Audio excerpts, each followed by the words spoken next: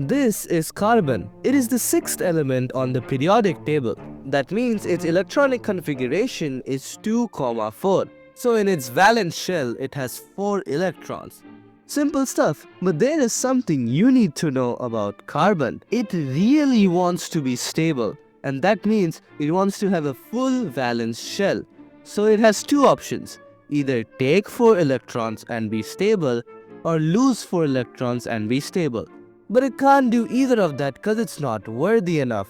But he's smart, so he decides to share electrons.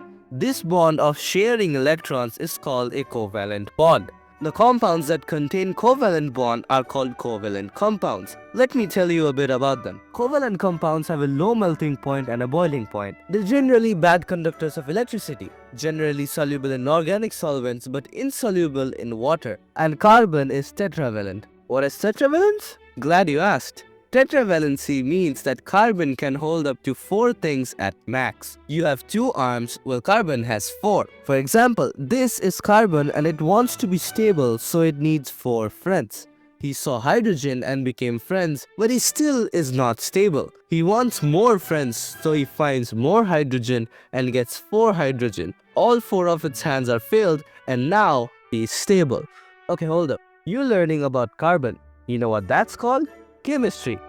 No, organic chemistry. Carbon is the most godlike element. It alone can make so many different forms of itself that not even the other 117 elements combined can make that.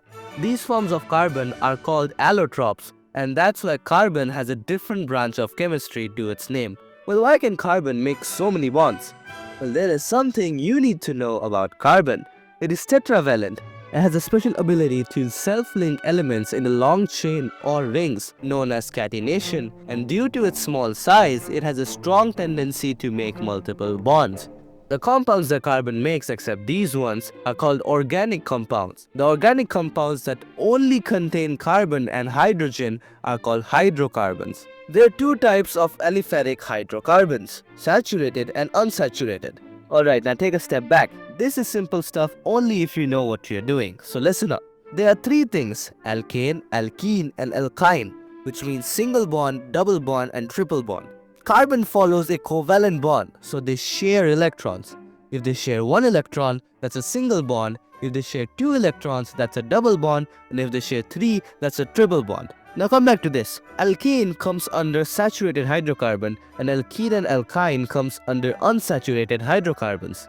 Now there is something you need to know about carbon. If there is 1 carbon making bond, it's called meth. 2 carbon making a bond is called eth. 3 carbon is called prop. 4 carbon is called bute. 5 carbon is called pent. 6 carbon is called hex. And 7 carbon is called hep. Now the list goes on, but focus on the first 7 for now on. Alright, let's get to business. We will see how many carbon a compound has and what kind of bond it has. So 1 carbon single bond with hydrogen is called methane. 2 carbon single bond with hydrogen is called ethane. 3 carbon single bond with hydrogen is called propane. And the list goes on. But what about these 2? See, methane does not exist, as 1 carbon cannot make a double bond because it's 1 carbon. So this list starts with 2 carbon. 2 carbon double bonds with hydrogen is called ethene.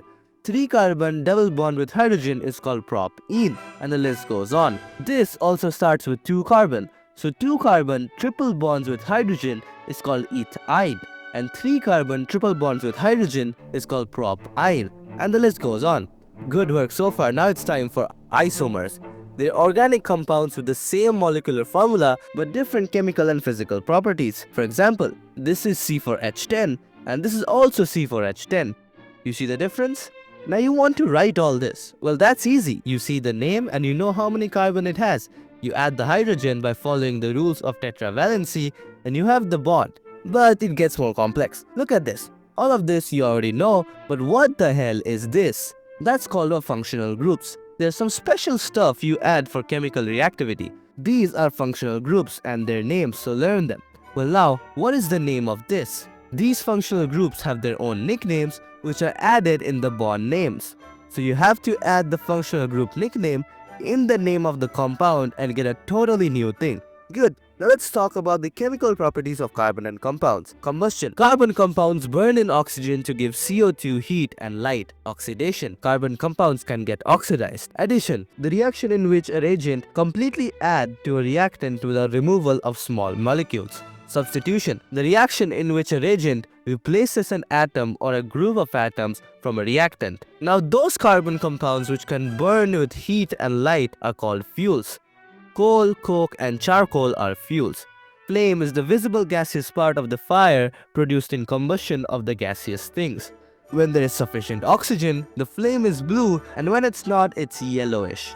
Last are soaps. The sodium or potassium salts of long-chain carboxylic acids. This is how a soap molecule looks like, and this formation is called micelle, which is generally how a soap is. And the type of soap is detergent, which is usually used to make shampoos and cleaning clothes. And that is carbon and compounds for you. Thank you.